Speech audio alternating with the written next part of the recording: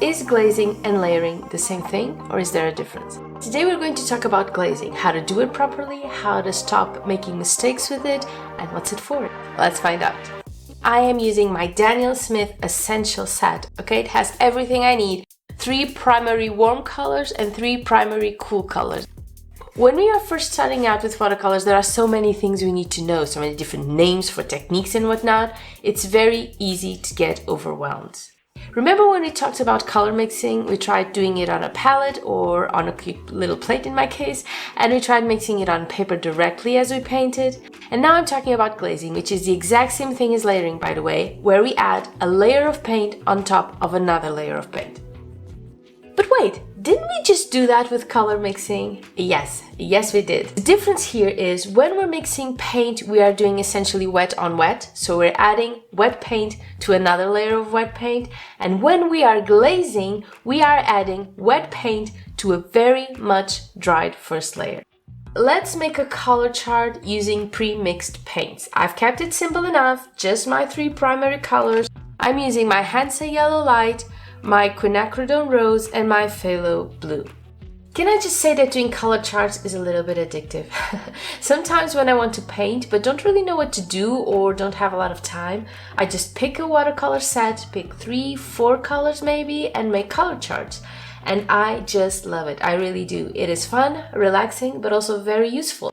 And that actually brings me to a very important thing to know about watercolors, which is the drying shift. Always expect your colors to change value and vibrancy after they dry.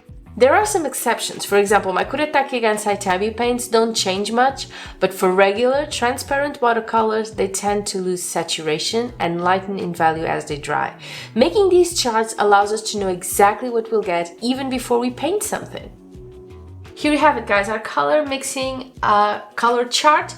And as you can see, all the drying shift we talked about, these colors are completely different now that they're dried. They're much more beautiful in my opinion. But yeah, color charts are really useful. And now, of course, we are going to make a glazing chart. So the difference here is we are going to add one first layer of pure pigment, wait for it to dry. Well, I'm going to make it dry because I have a heat gun. And then we will add the second layer, the second paint on top. You will be very surprised with the results. I'll do my absolute best to use the same water to paint ratio on both layers for all our colors for a fair comparison. Okay, things to know about glazing. For starters, the rules of watercolor mixing still apply to glazing. That means you want to go light to dark, okay? Pick your lighter color as your first layer and add the darker one after.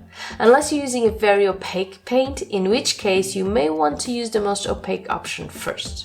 Second color mixing rule to keep in mind: if you use a complementary color as a second layer, meaning first and second layers are complementary colors, you will cancel both of them out. The biggest tip I can give you as far as glazing goes, the one thing you need to keep in mind: if you overbrush your painting, meaning when you're adding a second layer you keep going back and forth with your paint-filled brush, you may end up reactivating your first layer and mixing both colors, which kind of defeats the whole point of glazing. You will also want to use a soft brush to apply the glazing to lessen the chances of this happening.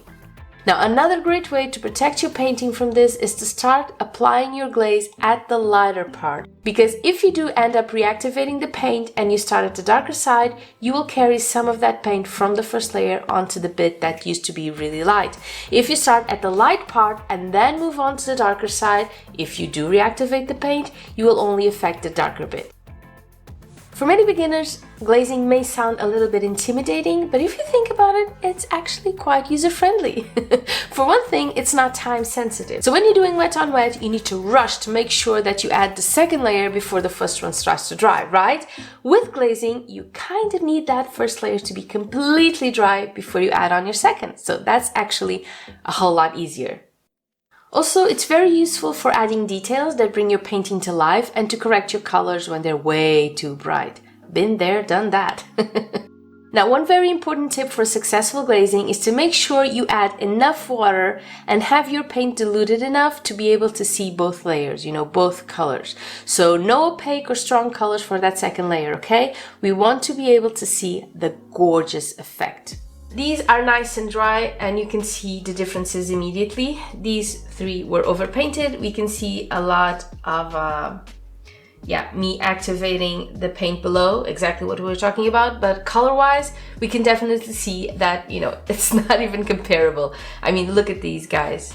The oranges are completely different. The greens also, and these purple. This one is absolutely gorgeous.